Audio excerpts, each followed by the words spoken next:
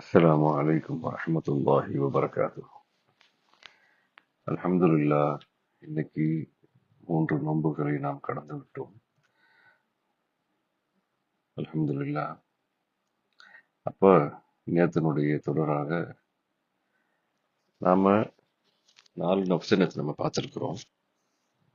நஃப்ஸை முத்துமைன்னா வரைக்கும்.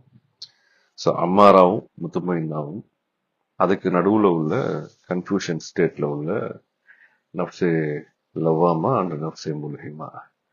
ஹைர். இப்போ இந்த நோன்புனுடைய மாசத்துல நஃப்ஸை பத்தி பார்க்கக்கூடிய அவசியம் என்ன அப்படிங்கிறது ஓரளவுக்கு உங்களுக்கு புரிஞ்சிருக்கு.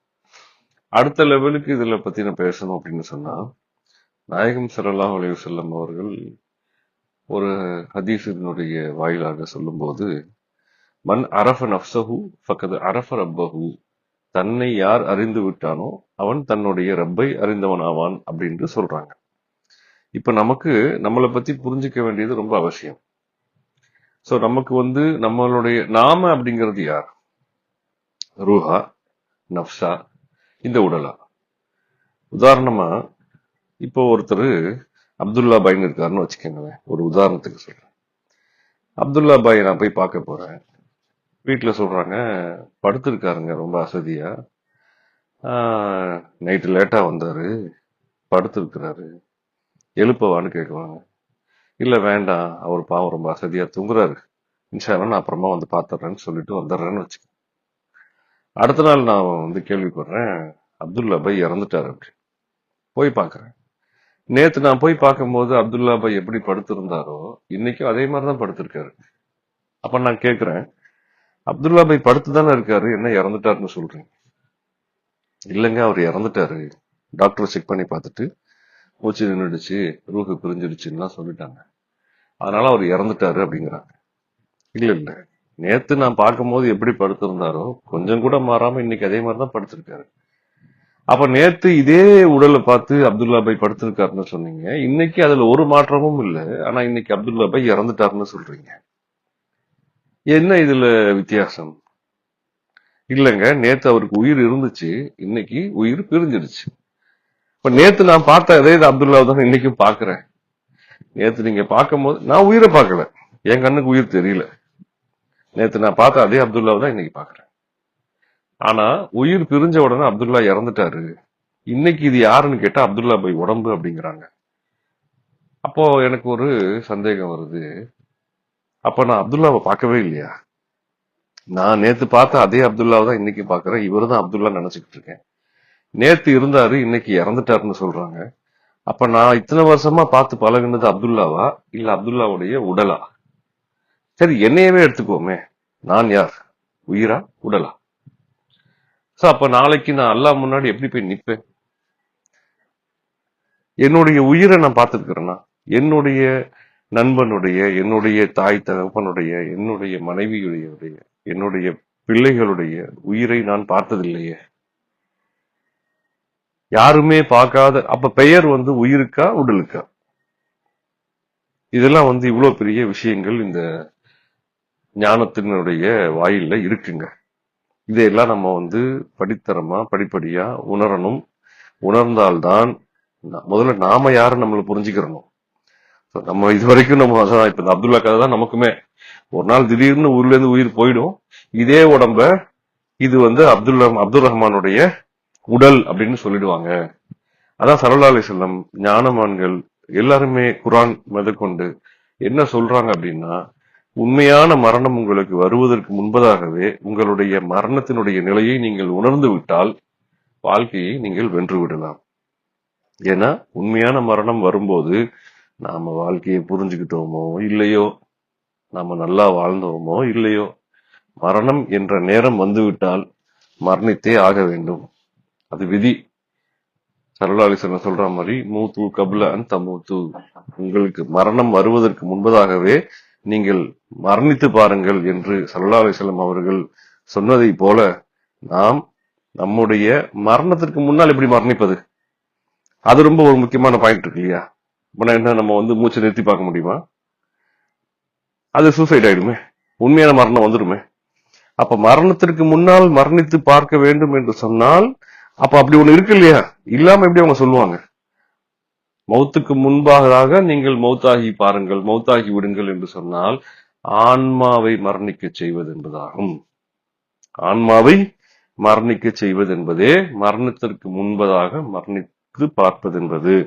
அப்போ இந்த நப்சு இருக்கு இல்லையா, தான் தோன்றித்தனமாக தெரியக்கூடிய நல்லது கெட்டது எது என்று தெரிந்தும் அதில் முடிவெடுப்பதற்கு யோசிக்கக்கூடிய அல்லாஹ் அவனுடைய கட்டளை, அம்ரு, நஹி, குரான்ல வரக்கூடிய ஏவல், குரானுடைய விளக்கல், இது எல்லாத்தையும் தாண்டி சுய இச்சையா சில முடிவுகள் எடுக்கக்கூடிய இந்த நப்சு இருக்கு இல்லையா, இந்த நப்சை நாம் கொஞ்சம் நிறுத்த வேண்டும். அப்படி நிறுத்திவிட்டால் மரணம் என்ற நிலையை நாம் அடைந்து விட முடியும். அந்த மரணத்தை, இந்த நப்சை நாம் கண்ட்ரோல் எடுத்துட்டோம்னா, இந்த முத்துமைனாவுடைய இடத்துக்கு நம்ம வந்துட்டோம், முத்துமைனான்ற இடத்துக்கு வந்துட்டோம்னா அல்ஹம்துலில்லாஹ் இந்த நப்சை நம்ம வீழ்த்திட்டோம். அப்ப இந்த மரணம் என்பது நமக்கு நிகழ்ந்து விடுகிறது. அதற்கப்புறமா நம்ம வாழக்கூடிய வாழ்க்கை இறைவனுடைய பொருத்தத்தின்பால் நமக்கு முழுமையாக வரக்கூடிய வாழ்க்கையாக இருக்கும். இதற்கு ஒரு சின்ன ஒரு வரலாற்று கதையை நான் உங்களுக்கு சொல்ல விரும்புறேன். ஒரு பெரியவங்க இருந்தாங்க, அவர் மிகப்பெரிய அரசராக இருந்தார். அவங்க பேரு இப்ராஹிம் இப்னு அதுஹம் ரஹமத்துல்லாஹி அலைஹி. அவங்க ஒரு மிகப்பெரிய அரசருங்க. அந்த அரசரை சந்திப்பதற்காக வேண்டி ஒரு வயசான மனுஷன் வந்துட்டு போறாரு. அந்த மனுஷன் மேல ஒரு பிரியம் வந்ததுனால அரசர் என்ன பண்றாரு, ஓகே உள்ள வாங்கன்னு சொல்லி உட்கார்ந்து பல விஷயங்கள் அவரோட பேசுறாங்க. பேசிக்கிட்டு இருந்தவர் நல்லபடியா அரசரை சந்திச்சுட்டு போயிட்டாரு. நைட்டு அரசர் படுத்திருக்கும் போது, அப்ப அரசர் அந்த மனுஷன் பேசிட்டு இருக்கும்போது சொல்றாரு, எனக்கு இறைவனை பத்தி அதிகமான சிந்தனைகள் இருக்கு, எனக்கு அல்லாஹ்வின் மீது ரொம்ப பிரியம் அதிகமா இருக்கு, நான் இன்னும் அல்லாஹ்வை அதிகமா நான் நேசிக்கிறேன், அல்லாஹ்வை அடைய ஆசைப்படுறேன் அப்படின்ட்டு எல்லாம் இப்ராஹிம் இப்னு அதுஹம் அந்த மனிதர்கிட்ட சொல்றாங்க. அப்ப சரின்னு சொல்லி இந்த மனுஷர் எல்லாம் கேட்டுக்கிட்டு இருந்தவர் போயிட்டார். நைட் ஆச்சு, அரசர் படுத்திருக்கும் போது அரசருடைய மாடி மிதில் இந்த இதுல அந்த அந்த கோட்டைக்கு மேல ஒரு ஆள் இங்கிட்ட அங்கிட்ட ஓடுற மாதிரி சத்தம் கேக்குது மாடியில.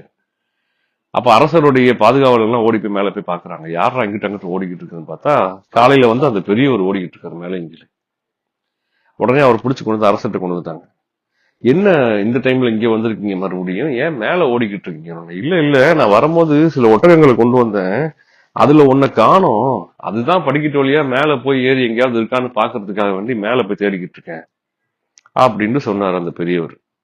அப்ப இப்ராஹிம் அந்த அரசர் சொல்றாங்க, இது அரசனுடைய கோட்டை, இங்க ஒட்டகம்லாம் வராது, உங்களையே நான் ஏதோ ஒரு மனசுக்கு பிடிச்சிருந்துச்சுன்னு சொன்னதுனால உங்களை நான் அலோவ் பண்ணி உள்ள விட்டாங்க, நான் உங்க கூட பேசுறதுக்கு ஆசைப்பட்டு உங்களை உள்ள கூப்பிட்டேன், நீங்க வந்ததே பெரிய விஷயம், இங்க அரசருடைய ஒட்டகமே வர முடியாது, அப்படி இருக்கும்போது உங்க ஒட்டகத்துல ஒரு ஒட்டகம் எப்படி இங்க வரும், அதை எப்படி நீங்க கொஞ்சம் கூட கூச்சவாசமே இல்லாம இங்க தேடி வர பாக்குறேன்னு சொல்றீங்க என்கிட்ட, நான் உங்களை ஏதோ கூப்பிட்டு உட்காந்து பேசுன மரியாதை கொடுத்தன்றதுனால நீங்க இவ்வளவு தூரம் நீங்க அட்வான்டேஜ் எடுத்துக்கிறீங்களா அப்படிங்கிற மாதிரி என்னுடைய அரண்மனையில, அதுவும் என் பெட்ரூமுக்கு மேல உங்க ஒட்டகையை தேடுறதெல்லாம் ரொம்ப ஓவராச்சே அப்படின்னு சொல்லி கேட்கும் போது அந்த பெரியவர் சொன்னாங்க, இந்த இடத்துல இந்த அரண்மனையில இந்த மாளிகையில உட்கார்ந்துகிட்டு நீ அல்லாவையே தேடும் போது நான் ஒட்டகத்தை தானப்பா தேடுறேன் அப்படின்னு சொன்னார்.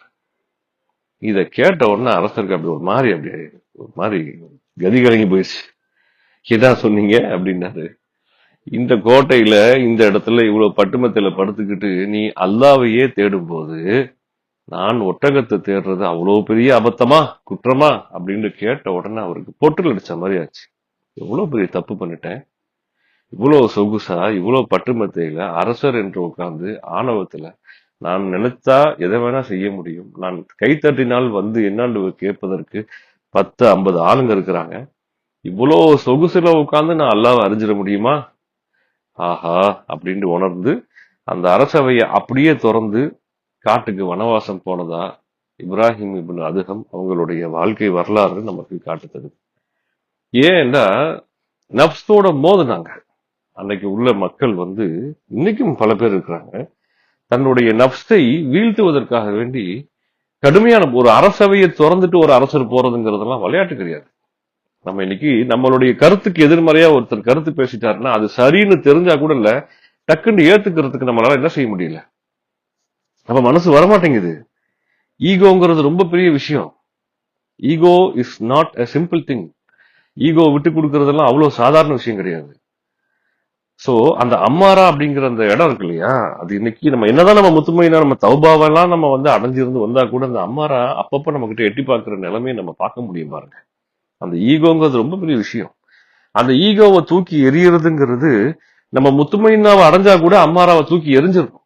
ஏன்னா முத்துமையினாவுடைய இடத்துல இருக்கும்போது கூட சமயத்துல அம்மாரா நம்மளை தொந்தரவு பண்ணி பார்க்கும். முத்துமையினாக்கு அவ்வளவு சீக்கிரம் போக விட்டுறாது இந்த அம்மாரா. ஏன்னா லவாமாவும் முல்ஹிமாவும் சேர்ந்து சண்டை போடும்போது இந்த ஈகோ தான் பஞ்சாயத்து பண்ணி, யோ பேச்ச விடுங்க அப்புறம் பாத்துக்கலாம் அப்படின்னு அசால்ட்டா முடிச்சு விட்டு போயிடும். இந்த ஈகோ வந்து அவ்வளவு மோசமானது. அல்லாஹ்வுடைய சன்னிதானத்திலேயே அல்லாஹ்வுக்கு முன்னாடியே இப்லீஸ் இந்த அளவுக்கு போராடிட்டான் அப்படின்னா, இப்லீஸே நப்ச வீழ்த்த முடியல. அவ்வளவு தொழுகையும் அவ்வளவு ஓதுவலையும் மலக்குமார்களுக்கு உஸ்தாத் என்ற அந்தஸ்தையும் இருந்த அந்த அசாசில் என்ற இப்லீஸாலேயே நப்சை வீழ்த்த முடியாமல், அல்லாஹ்வுடைய உதவி இல்லாமல் நப்சை வீழ்த்த முடியாமல் போய்விட்டது. அப்ப நப்சை வீழ்த்த வேண்டும் என்று சொன்னால் அல்லாஹ்வுடைய உதவி வேண்டும். அது நேற்று யூசுப் அலைஹிஸ்ஸலாமுடைய வரலாறுல அவங்க சொன்னதை நம்ம கேட்டோம். இந்த நப்ச அம்மாரத்தும் பிசு, நப்சு என்னை கெட்டதை மட்டுமே செய்ய சொல்லி பயங்கரமா என்னை தூண்டுகிறதுன்னு சொல்லி சொல்றாங்க. யூசுப் அலைஹிஸ்ஸலாம் சொல்றாங்க. அப்போ வரலாறுகள் நிறைய இருக்கு இந்த நப்சு எந்த அளவுக்கு நம்மளை போட்டு படுத்துதுன்னு சொல்லி. நப்சை நாம் வீழ்த்த வேண்டும் என்று சொன்னால் அல்லாஹ்வுடைய உதவி அதிகம் வேண்டும். அல்லாஹ்வுடைய உதவி நப்சை வீழ்த்தும் அளவிற்கு அல்லாஹ்வுடைய உதவியை நாம் நாடுவதாக இருந்தால், வெறுமுன்ன நம்ம செய்யற தொழுகை, வெறுமுன்ன நம்ம இப்படி பசித்து இருக்கக்கூடிய நோன்பு, வெறுமுன்ன நம்ம ஏதோ கொடுக்கக்கூடிய தர்மம் எல்லாம் பத்தாது. கொஞ்சம் கூடுதலா சில விஷயங்களை நம்ம செய்ய வேண்டியது இருக்கு. அப்பதான் இந்த வெகுமதி, இந்த வகையான ஒரு அமைப்பு நமக்கு வந்து சேரும். சோ இன்ஷா அல்லாஹ் இன்னைக்கு இந்த கதையை நான் சொல்லி முடிக்கிறேன். இன்ஷா அல்லாஹ் நாளைக்கு இன்னும் தெளிவாக சில விஷயங்களை உங்களோடு நான் பகிர்ந்து கொள்கிறேன். வாஹிர் தாவானா அல்ஹம்துலில்லாஹ். அஸ்ஸலாமு அலைக்கும் வரஹ்மத்துல்லாஹி தஆலா வபரகாத்துஹு.